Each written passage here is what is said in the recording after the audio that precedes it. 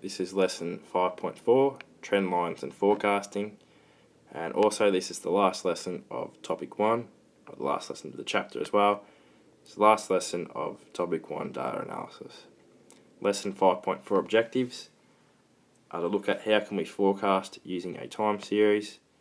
Fitting a trend line, it's the same as the least squares regression line method. Using a trend line to make predictions or forecasts. When we talk about time series, we talk about forecasts. And then forecasting with seasonal data. We have to deseasonalise the data, then fit a trend line, and then reseasonalise any forecasted figure if we want it in terms of an actual figure. So fitting a trend line. This is the exact same process as the least squares regression line process outlined in that chapter, regression. But the only thing to note with time series data is that, so if you've got your data in terms of years, perhaps, so let's say our explanatory variable was years, we started in the year 2000, 2001, we went on, and just say our figure was 10, 20, this is our, whatever our response variable is. When you are going to input your data into your calculator and then to go on to work out your slope and your y-intercept for your regression line, start with whatever your first time period is, just call it 1 and 2. So use a new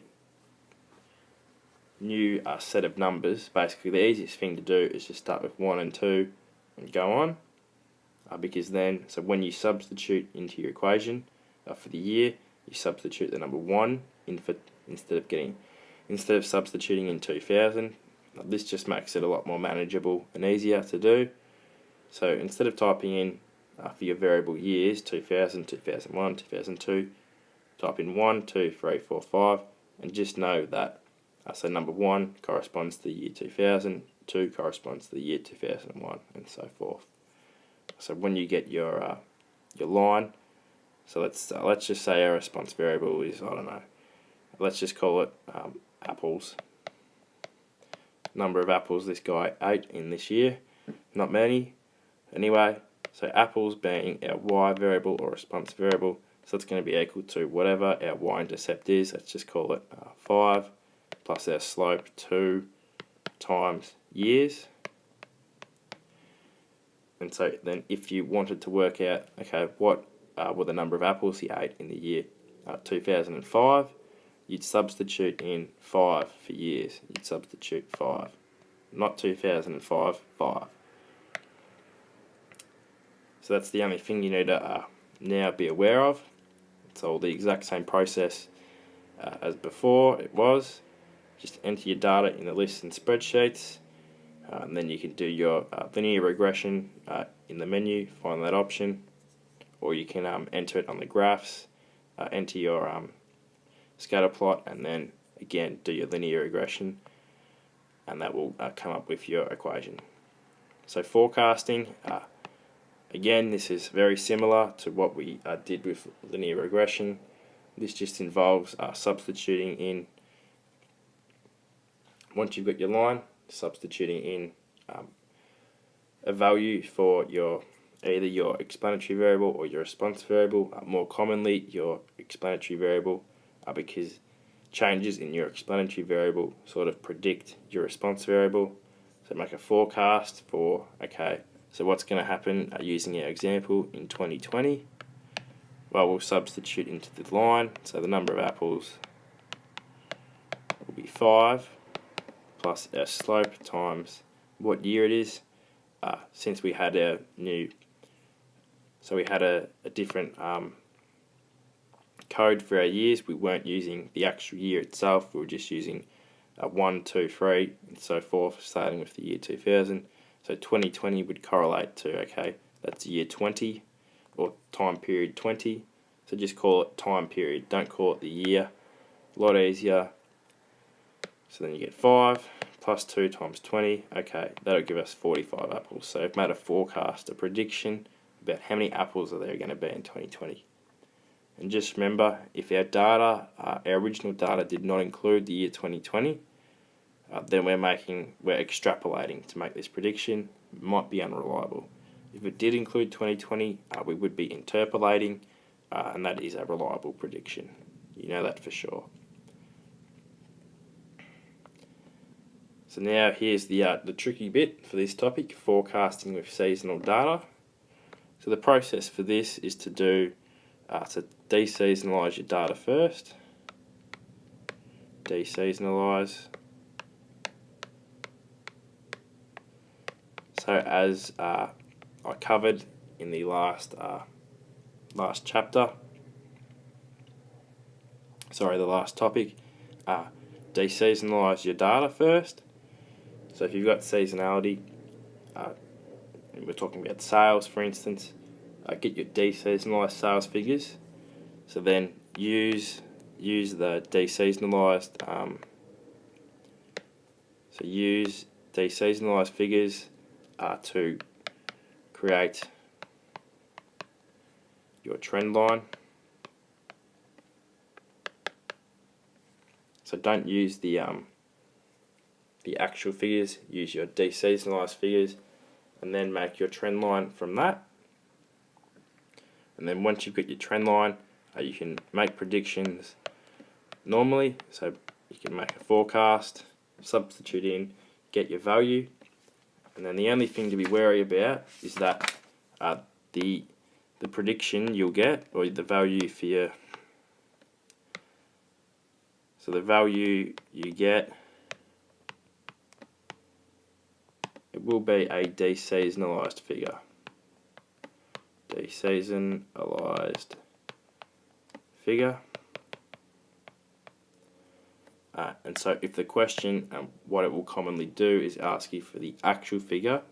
Remember, deseasonalised figure is going to be our actual figure divided by our seasonal index. So if we want our actual figure, it's going to be deseasonalised multiplied by our seasonal index. So we just take, so we've got our deseasonalised figure from our trend line, that's what it's given us. We just have to remember to multiply by our seasonal index. And of course the question will give you the seasonal indexes if you're being asked to do this, or you might have already worked them out yourself. So multiply by the seasonal index, and that'll give you an actual figure. So the trend line itself won't give you the actual figure, it'll give you a deseasonalised figure. You need to then go one step further, multiply by the seasonal index to, so this is the reverse of removing seasonality. You're putting seasonality back into your figures, and that'll give you an actual figure.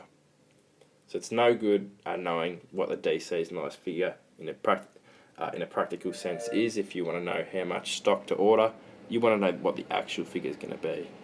But why we deseasonalise the data first? Because you can fit a more accurate trend line to the deseasonalised data rather than the data that has seasonality to it.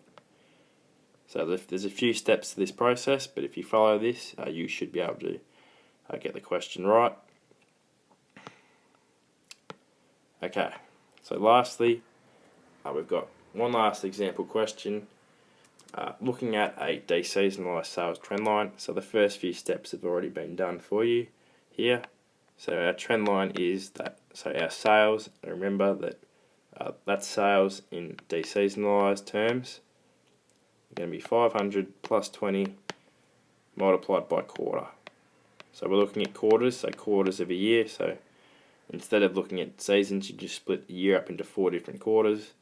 And so, time period 1 is going to be quarter 1, and so on. So time period 5 will be quarter 1, year 2, and so on.